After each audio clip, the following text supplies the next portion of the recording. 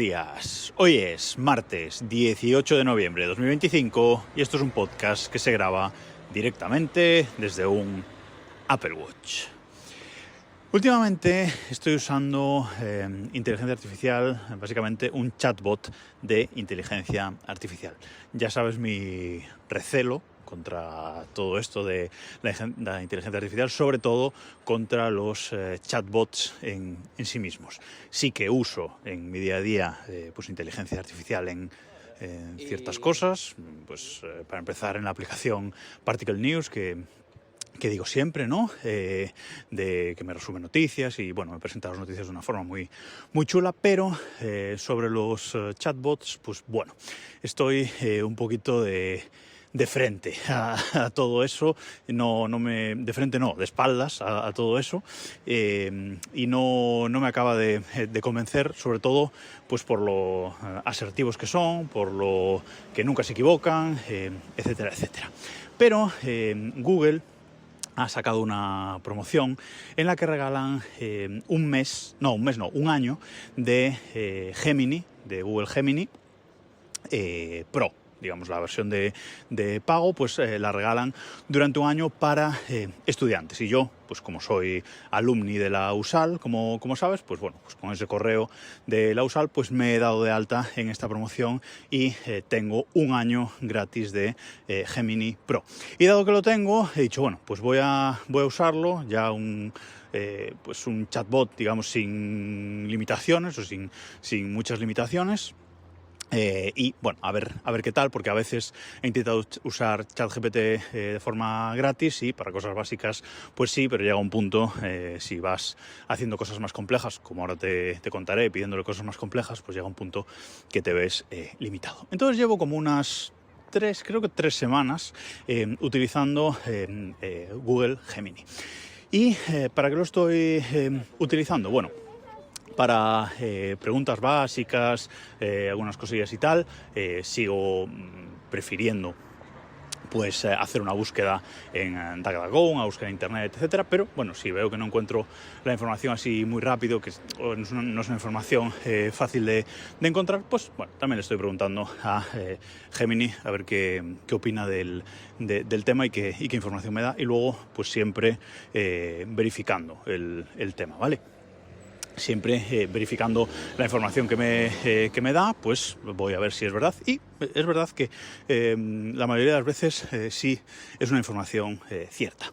También lo uso cuando estoy buscando pues algún cacharro, comparando cacharros o lo que sea, pues si la información no está muy clara en Amazon, en la web del fabricante, en tal, bueno, pues le pregunto a Gemini que me haga ahí una investigación y me diga donde, bueno, pues esos datos, ¿no? Pues a lo mejor el tamaño de un dispositivo o lo que sea, que me diga exactamente lo que él encuentre. Y luego, pues también voy a corroborarlo. Teniendo la información verdadera, es más fácil luego hacer esa corroboración.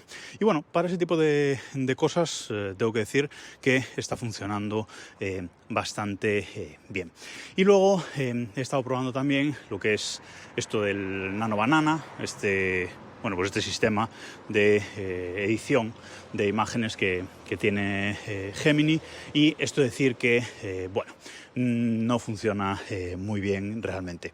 El otro día, para el capítulo, el episodio en el que te conté la migración de OnePassword a Bitwarden, le dije, bueno, pues créame una imagen con el logo de OnePassword, con el logo de Bitwarden y una flecha de uno al otro, y en este formato, en estas dimensiones, en estos píxeles en concreto. Bueno, el tamaño de la imagen no era el correcto y no fue capaz de darme el tamaño de la imagen correcto, que es el que uso para las imágenes en el blog, en desderreloj.com.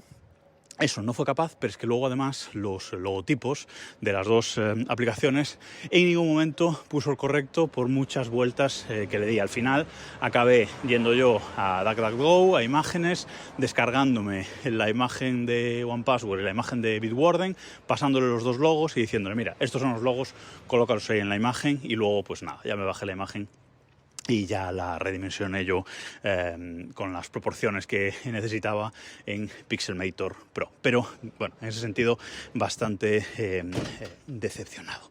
Y en general, ahora te voy a contar más cosas, pero en general mi sensación en estas semanas, en estos días que llevo utilizando este chatbot, que no es porque sea el de Google, no es porque sea Gemini, al final ChatGPT y Gemini están a día de hoy muy a la par y funcionan de una manera muy similar, pues la sensación general es bastante de decepción y de reiterarme a mí mismo que esto no es exactamente lo que nos han prometido que es, o que nos siguen contando las empresas que realmente es. Bueno, ¿para qué lo estoy usando más? Bueno, pues lo estoy usando para cuando tengo ya no para programación en sí, sino para cuando tengo un problema levantando un contenedor de un servicio nuevo o algo que, bueno, pues que no sé hacer, pues le pregunto a Gemini, digo, oye, mira, quiero levantar este contenedor, tengo esta configuración, la URL del proyecto en GitHub es esta, es decir, le doy toda la información previa y ahí pues es cuando le digo, vale, y ahora quiero hacer esto, ¿cómo se haría? Y es verdad que me ayuda un poco, pero creo que pierdo más el tiempo del que me hace ganar, sinceramente.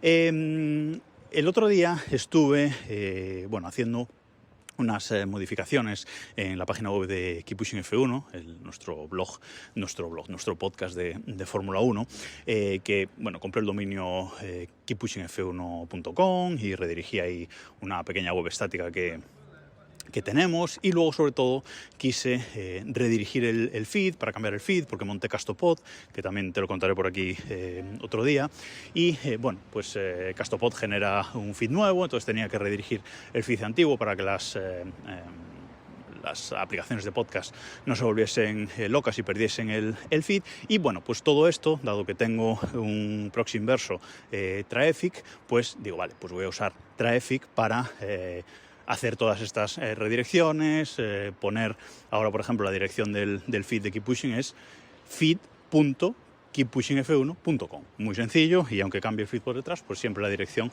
va a ser esa. Y bueno, pues cuando metes esa dirección, feed.keeppushingf1.com, pues eso te lleva a el feed del podcast y pasando por Traefik. Es decir, esa dirección te lleva a Traefik y Traefik ya te redirige a donde te debe de redirigir. Pero esto no tenía claro cómo hacerlo en Traefik, porque yo Traefik le tengo una configuración, la configuración estática y luego la configuración dinámica que monté en su momento, y esa configuración realmente no la toco para nada.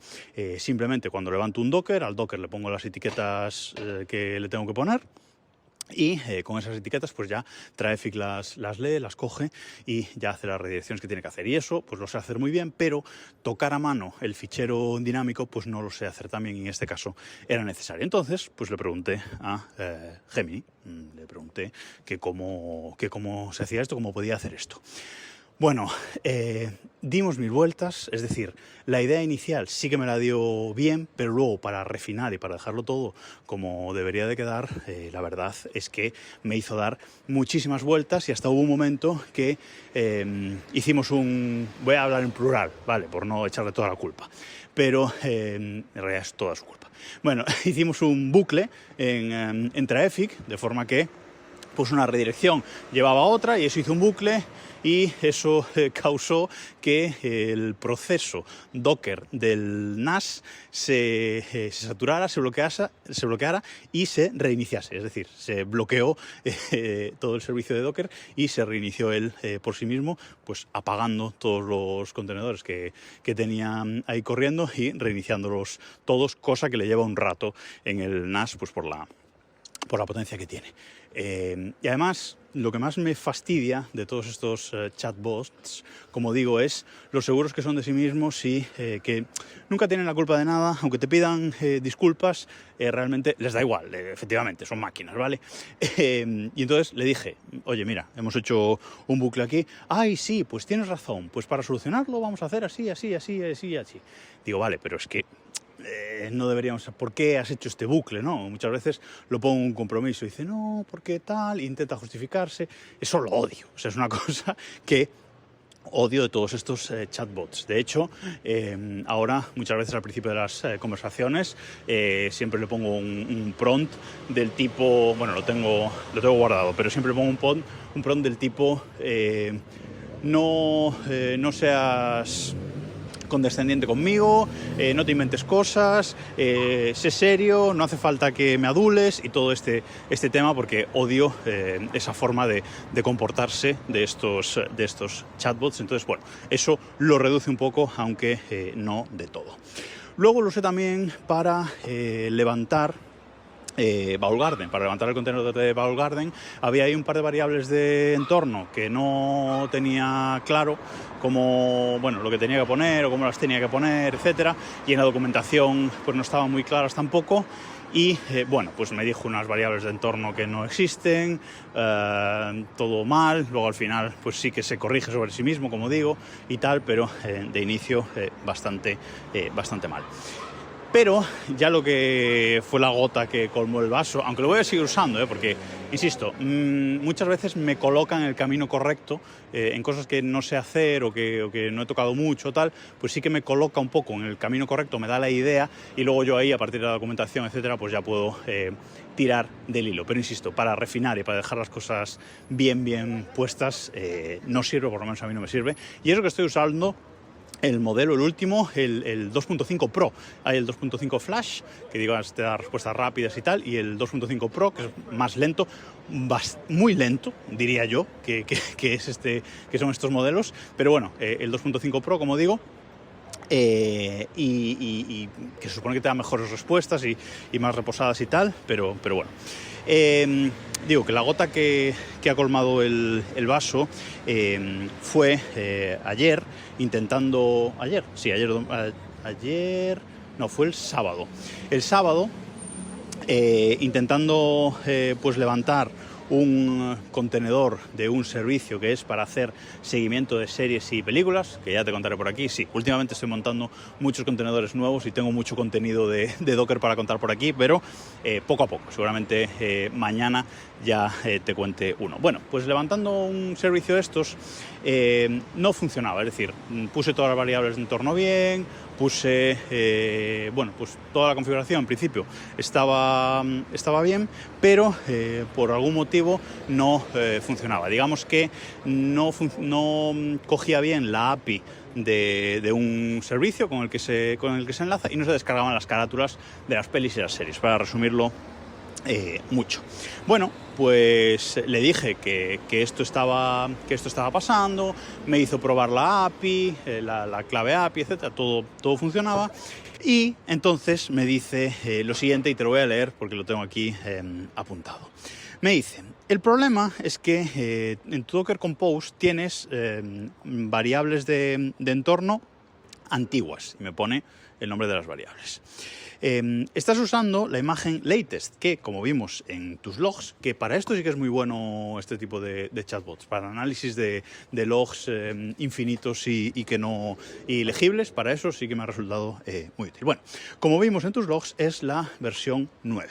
El conflicto viene porque un salto de versión tan grande, de versión 8 a versión 9, casi siempre incluye cambios rompedores. La causa más común de un error como el tuyo es que el nuevo software, versión 9, ya no sabe leer los nombres de las variables antiguas, versión 8. Esto se lo imagina él, porque yo no he saltado de la versión 8 a la versión 9, simplemente he instalado por primera vez la versión 9. Pero bueno, está suponiendo que esas variables que estoy usando son de la versión anterior. Dice, la única explicación lógica es que la aplicación en versión 9 está buscando la clave API en un nombre de variable diferente y al no encontrarla falla. Utiliza estas nuevas variables de entorno y vuelve a probar.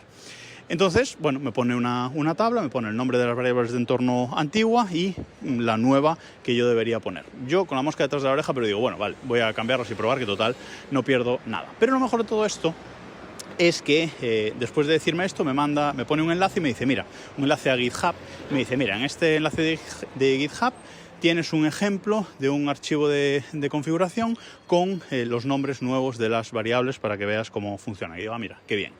Iluso de mí, le doy clic en el enlace y el enlace lleva a una página 404, es decir, una página en GitHub que no existe. Además, por el formato de la URL se veía que podía ser fácilmente inventada, ¿no? Bueno, total, cambio las variables de entorno y efectivamente el contenedor sigue sin funcionar o incluso funciona peor que antes.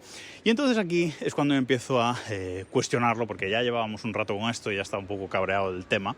Entonces primero le digo lo del enlace y me responde: lamento la confusión con el enlace, pero estoy seguro de que renombrar las variables resolverá tu problema. Es decir, sí, vale, te he dado un enlace que está mal, pero tú cambia las variables que va a funcionar.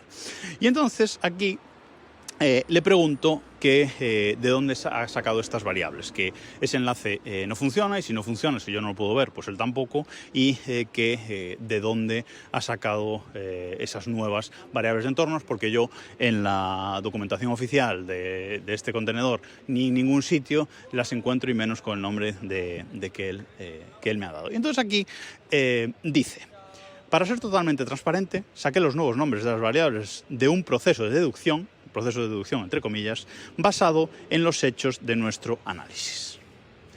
Y luego, bueno, pues seguía diciendo cosas, pero bueno, básicamente me vino a decir que se inventó esos nombres de las nuevas variables de entorno, pero él dice todo tan seguro, él o ella o ella, dice todo de una forma tan segura que una persona que le pregunte algo que no controle, porque yo, bueno, pues esto no me estaba funcionando, pero más o menos controlaba por dónde podía ir la cosa y controlo lo que estoy haciendo, bueno, pues en ese sentido, pues no me puede engañar tan fácil, ¿no? Es decir, me ayuda en ciertas cosas, me pone en el camino y me da la idea, pero no me va a engañar totalmente. Pero a alguien que le pregunte algo de lo que no tiene ni puta idea, de que no controle absolutamente nada, esto es un auténtico problema. La asertividad de los chatbots de inteligencia artificial es un problema muy, muy gordo, y no me cansaré de repetirlo. Y esto ya no es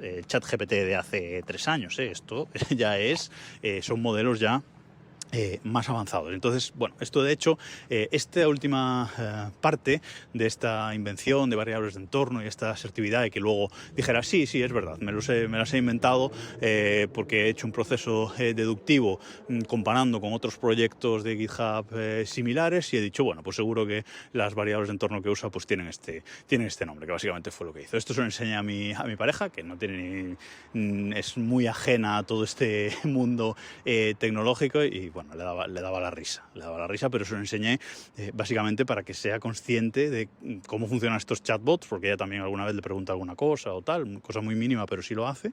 Entonces, para que se dé cuenta de que no te puedes fiar al 100%, pero es que ni siquiera al 80% de estos chatbots de inteligencia artificial. Entonces, bueno, todas estas pruebas que he hecho, ya no pruebas, sino pues trabajo real con una inteligencia artificial, con un chatbot de inteligencia artificial, pues me mantiene en mi idea de que esto es una burbuja bastante brutal, y que, bueno, en algún momento acabará explotando. Evidentemente, esto no va a desaparecer, esto siempre va a estar entre nosotros, ayudándonos en mayor o menor medida, pero me parece una burbuja brutal, y que, bueno, pues nos están haciendo creer que tienen una inteligencia total y absoluta, cuando ni mucho menos. Sí, sobre todo esa asertividad, no me cansaré de repetir esa palabra, y esa seguridad en sí mismos es lo más perjudicial de todo esto. Y vamos a acabar hoy con la ambulancia y la policía pasando por aquí cerca. Esta es mi experiencia. Evidentemente tengo un año gratis de Gemini Pro, voy a seguirlo usando, pero evidentemente por esto no pagaría, ni muchísimo menos, insisto en esto, pero bueno, si tú tienes una experiencia similar o muy diferente y mucho mejor, pues me la puedes contar en el grupo de Telegram, t.m/desdereloj, en Mastodon, de soy @pascual@mas.to, o enviándome un correo electrónico a hola@desdereloj.com. Nada más por hoy, y nos escuchamos mañana.